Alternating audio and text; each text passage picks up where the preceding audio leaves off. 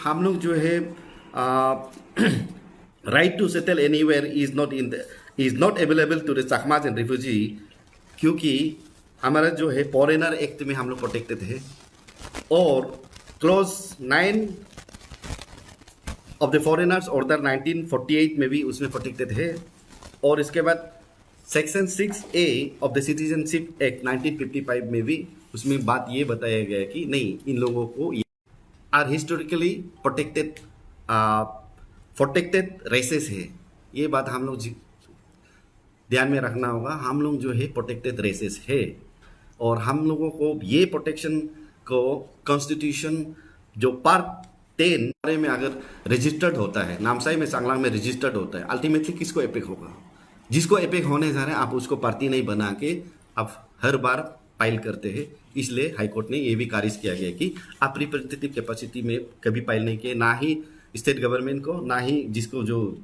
Stake holder को, और ना ही आप अपना चकमाज एंड हाजोंग ग्रुप का रिप्रेजेंटेटिव कैपेसिटी में फाइल कर रहे हैं। तो इसलिए ये बात को भी हाईकोर्ट ने जिक्र कर दिया कि साफ कर दिया कि नहीं, आप रिप्रेजेंटेटिव कैपेसिटी में फाइल नहीं किए हैं, इसलिए आपका पीआईएल को हम लोग खारिज कर रहे हैं। और तीसरा जो इम्पोर्टेंट और बात बताया गया है कि जब प्रोटेक्टेड वाला चीज को उसको डाइल्यूट कर रहा है, रिप्रेजेंटेटिव कैपेसिटी नहीं होने से कोर्ट उसको रिलीफ जो उन्होंने मांगे हैं उसको टर्न डाउन किया है।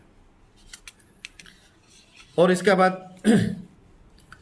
एक सबसे बड़ा इंपॉर्टेंट बात यह कि यहाँ पे पंचायत की बातें, अगर यदि पंचायत में अगर एनरोल होगा तो कल को वो इलेक्शन कॉन्टेस्ट कर पाएंगे, कल को वो असेंबली इलेक्शन में कॉन्टेस्ट कर पाएंगे, पार्लियामेंट्री इलेक्शन में भी कॉन्टेस्ट कर पाएंगे। तो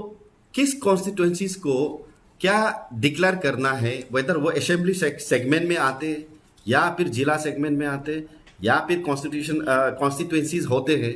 यह सब चीज़ को डिक्लेयर करने का अधिकार जो है स्टेट लेजिस्लेटिव है।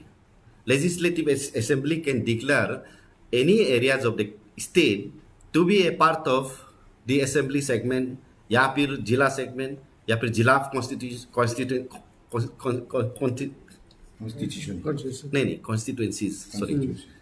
तो इसलिए उसको डिक्लेयर करने का अधिकार जो है स्टेट गवर्नमेंट लेजिस्लेचर है। तो इसलिए court can not give such directions that which constituency should be the state जो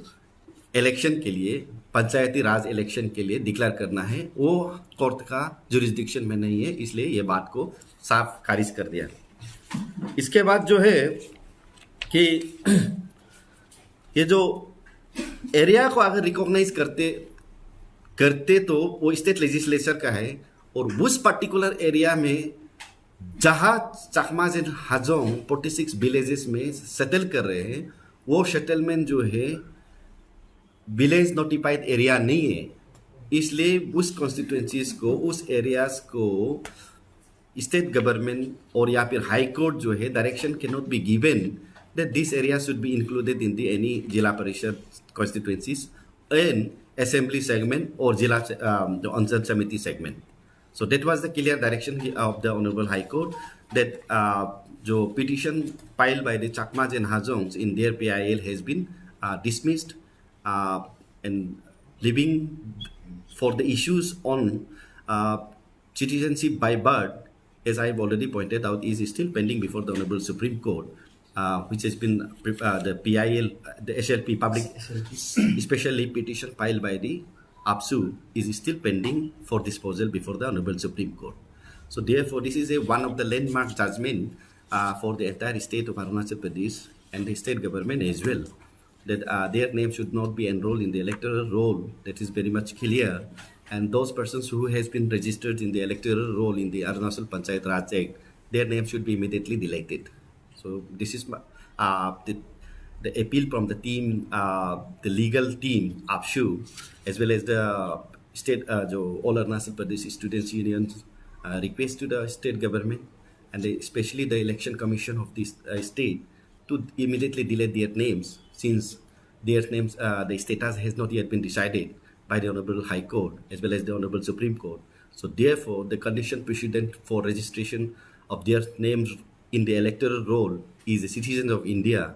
one must be a citizen of India, then after they are qualified to be registered in the electoral rolls. So unless their status is not decided, so their name should not be enrolled in the electoral roll. So therefore, once again, it is my request, and I, on behalf of the All Arunachal Pradesh Students Union, being by virtue of